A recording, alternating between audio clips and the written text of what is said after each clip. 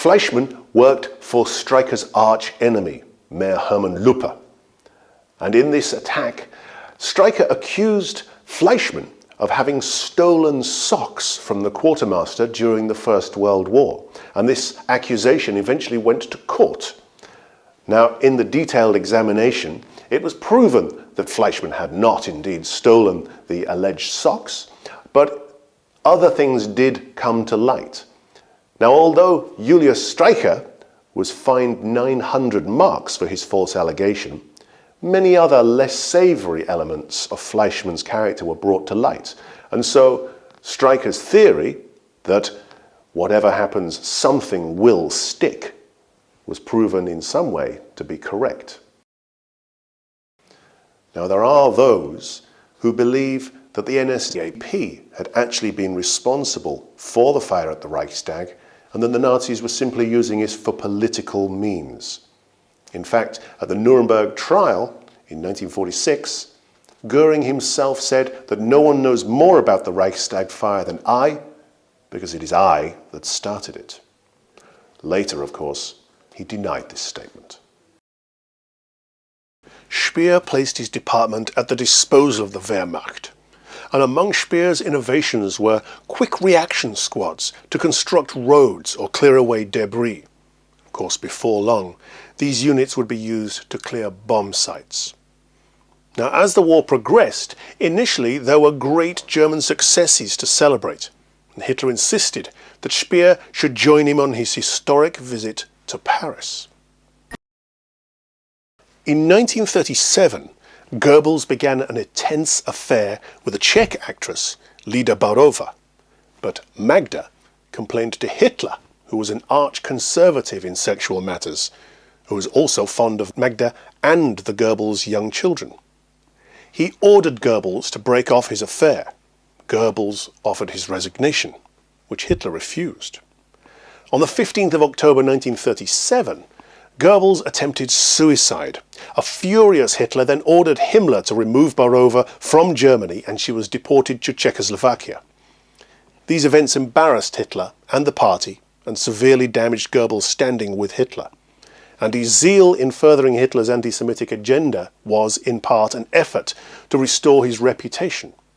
The Barova affair, however, did nothing to dampen Goebbels' enthusiasm for womanizing. Hello, are you tourist information?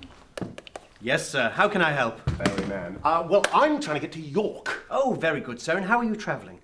Well, that's sort of my question, you see. What is that? Well, there's many different ways, sir. You see, there's bus, a train, the underground, hire car, or you could even go by bicycle. Oh, well, I'll try the bicycle then. No, sir, that was a bit of a joke, you see. Was it's it? about 250 miles to York. Yes. Might be a little bit too far. Yes. Well, all right, well, will the underground take me to York? It won't take you to York, sir, but it will take you to a train that can. I'm sorry, I thought that the underground was a train. Well, it is. Oh, but the difference is, of course, that it's all underground. Well, not all of it. Some of it? Some of it, yes. Well, forgive me then, but why do they call it an underground? Well, because some of it is. Yeah, but not all of it. Not all of it, no. It's also known as the tube. Oh, because it's all in a tube. Not all of it. Some of it? Some of it. Yes, well, all right then. So what do I do? Well, you need to go to King's Cross. And what's a King's Cross when it's at home? It's the train station in London where the trains to York go from. Oh, so I need to get on a train to King's Cross station in London to get another train that's going to take me to York. Exactly. Right, so where do I go? York, sir, you just said. No. I mean, where do I go to get the tube? Oh, right. Follow the signs for the underground. For tube, follow underground. Exactly. Fab. All right, well, thank you very much. No problem, sir. Goodbye and good luck. Yes, ta-ra.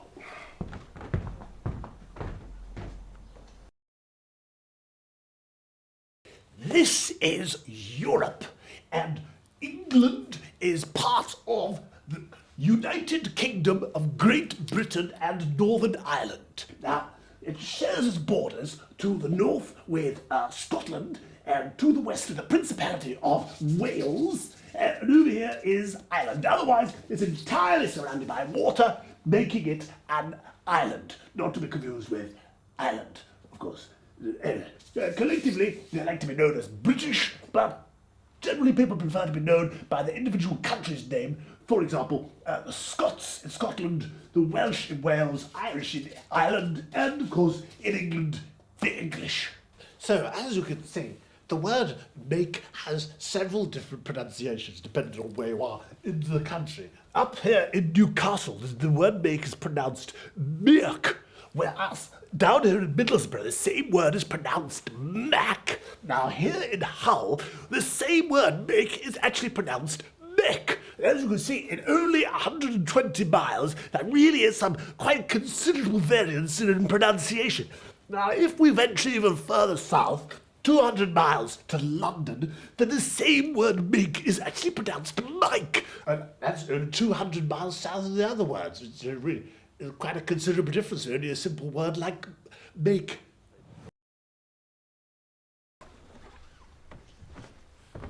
Hello, I'd like to hire a car, please. Certainly, sir. And age? 16. Oh, I'm sorry, mate. You've got to be 17 to Oh, drive no, a no, car. no, I meant 17. No, you didn't. No, Next. 17. I am No, 17. No, you're I'm not. 17. Next. I am. I'm You're 17. not. I'm 17. No, you're not. I am. You're not. Have you seen yourself? What do you mean by that? You're plainly not 17. I am. I'm 17. You're at least 40. I'm 17. No, you're right. I'm 45. So why did you say you were 17? Well, I got flustered. By what? The sign. It says you've got to be 17 or over. You plainly are over 17. Well, I know that now. You knew that then. Why didn't you say you were 45? You know, I just...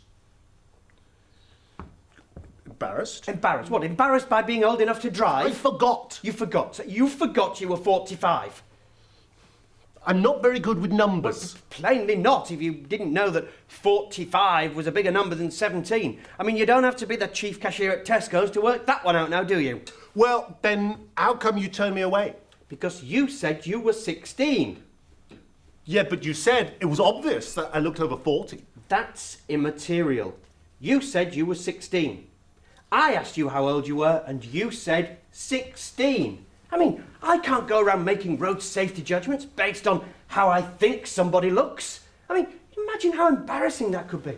Just supposing somebody like Michael Jackson or Tony Curtis came in. What am I going to do then? Look, the law of this land states I have to ask you how old you are.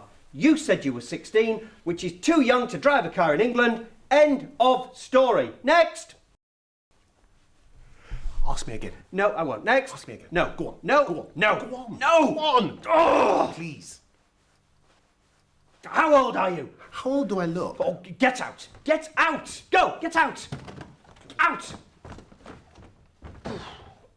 Cut. That's a wrap.